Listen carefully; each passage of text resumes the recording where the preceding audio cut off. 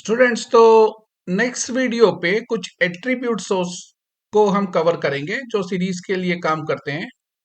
और ये आपके एमसीक्यू बेस्ड क्वेश्चन के लिए बहुत इंपॉर्टेंट है। ठीक है, तो यहां पर देखो, सबसे पहले हमने क्या किया, इंपोर्ट पांडास एज पीडी। कुछ नया नहीं किया इसमें मैंने। S2 मेरे सीरीज का नाम है, पीडी डॉट सीरीज। अगेन ध्यान देने वाली बात, सीरीज का एस कैपिटल होता है।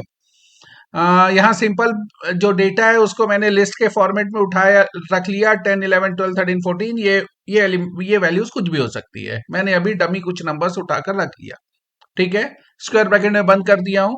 इसमें तो मेरे ख्याल से आपको कोई भी डाउट नहीं होगा, पुराना चीज है, वीडियो 2 में भी पढ़ा हुआ है कि how to create a simple series, वहां से मैंने ले लिया। तो सिंपल एक S2 नाम का सीरीज क्रिएट हो गया। प्रिंट S2 जो भी सीरीज थी वो प्रिंट हो जाएगा, मतलब 10 11 12 13 14 एलिमेंट्स वापस प्रिंट हो जाएंगे with default index, that is 0 1 2 3 4 likewise. Okay, इसमें कुछ भी नया नहीं है। अब यहाँ इंपॉर्टेंट जो कुछ पॉइंट्स हैं वो देखना कि अगर आपको सीरीज का डेटा टाइप देखना है तो आपके पास जो इंपॉर्टेंट चीज है वो है डी टाइप। वो एट्रीब्यूट्स हैं, वो जरूर थोड़ा सा ध्यान देना।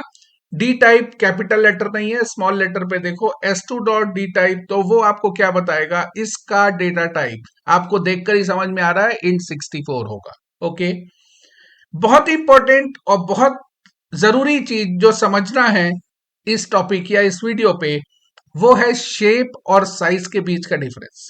ठीक है, तो जब भी अगर आपको किसी सीरीज का शेप पूछता है तो हमारे पास SHAPE शेप नाम का जो एट्रीब्यूट है और SIZE साइज है। ये मान के चलना कि ये आपके एमसीक्यू के लिए क्वेश्चन बन सकता है। तो अगर शेप और साइज के बारे में बात करूं तो ये बताता है शेप और साइज में, जब आप शेप की बात करते हैं और साइज की बात करते हैं तो वो मैं जब भी वीडियो रन करता हूं तो वो आपको क्लियर भी हो जाएगा। देखो, अपन इस वीडियो को रन करते हैं तो यहां पर देखो, जब मैं सीरीज हमने बनाया तो ये 10 11 12 13 14 मेरी सीरीज है। Here is the data type. Data type दिख रहा है आपको, int 64 है।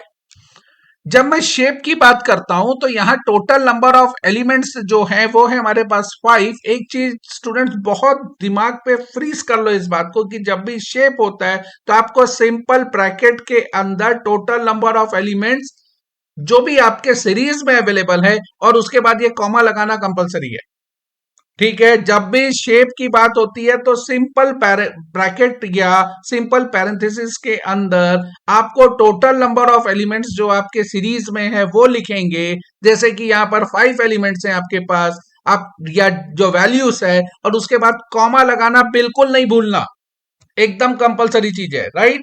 और जब आप साइज की बात करते हो तो साइज एट्रीब्यूट में टोटल नंबर ऑफ एलिमेंट्स जो अवेलेबल हैं या जो डेटा अवेलेबल है वो होता है। जैसे कि यहां पर देखो, मैंने सिर्फ 5 लिखा, ना ब्रैकेट चाहिए ना कॉमा चाहिए, कुछ भी जरूरत नहीं है। पर ये दोनों चीज मेरे लिए इंपॉर्टेंट हो जाता है कहां पर, जब मेरे को शेप को आइडेंटिफाई करना पड़ता है। ठीक है, तो अगर आपके पास 4 ऑप्शन मिलेगा ये क्वेश्चन में शेप के साथ, तो देखना किसी एक ऑप्शन से ब्रैकेट हटा देगा, किसी एक ऑप्शन में स्क्वायर ब्रैकेट डाल देगा, कहीं से कॉमा हटा देगा।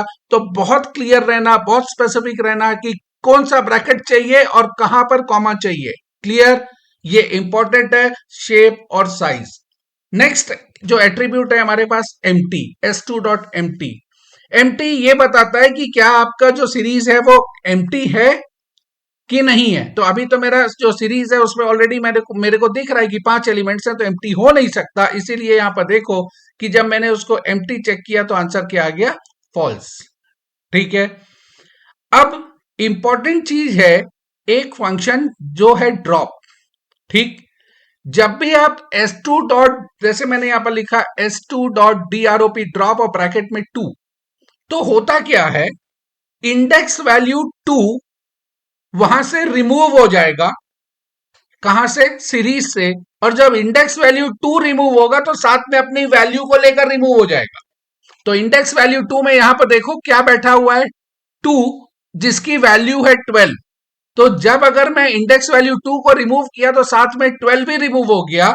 तो मेरे पास बचा क्या, इंडेक्स वैल्यू 0 1 बच गया, 2 तो रिमूव हो चुका है अपनी वैल्यू के साथ, तो उसके बाद जो बचा इंडेक्स वैल्यू 3 एंड 4। ठीक है, बीच में से क्या हट गया या क्या गायब हो गया, इंडेक्स वैल्यू 2 जिसकी वैल्यू 12 थी वो मेरे को नहीं दिख रहा है, वो क्या हो गया, रिमूव हो गया या ड्रॉप हो गया। क्लियर है? ठीक है, नेक्स्ट देखिए, s2 डॉट वैल्यूज नाम का एक एट्रीब्यूट है। ये क्या करता है, ये यहां पर देखो, जब मैं वैल्यूज दिया तो ये इसका आंसर देखो, s2 डॉट वैल्यूज, तो मतलब क्या है, मेरी जो सीरीज है उसकी वैल्यूज वहां पर दिखा दिया, 10 11 12 13 14, राइट। और एक आखिरी जो हो सकता है आपके एग्जाम के लिए इंपॉर्टेंट हो, वो है एंडिम। ये क्या बताएगा, डायमेंशन बताएगा। तो ये जैसे कि हमको पता है कि हमारा जो सीरीज होता है वो 1 डायमेंशन होता है, इसीलिए इसका आंसर क्या आया, 1। याद रखना, एन डिम मतलब ये डायमेंशन आपका शो करेगा। क्लियर है? तो ये एट्रीब्यूट्स आपके एमसीक्यू बेस्ड क्वेश्चन के लिए इंपॉर्टेंट हो सकता है। इसमें से जो बहुत ही इंपॉर्टेंट है वो है शेप और साइज, जिसको आप अच्छे से रिवाइज करेंगे। ड्रॉप एक अच्छा टॉपिक है जिसको आप अच्छे से रिवाइज करेंगे, वैल्यूज और एंडिंग। ठीक है, तो ये वीडियो जो रहेगा ये एमसीक्यू बेस्ड के लिए इंपॉर्टेंट है, जो एट्रीब्यूट्स काम करेंगे।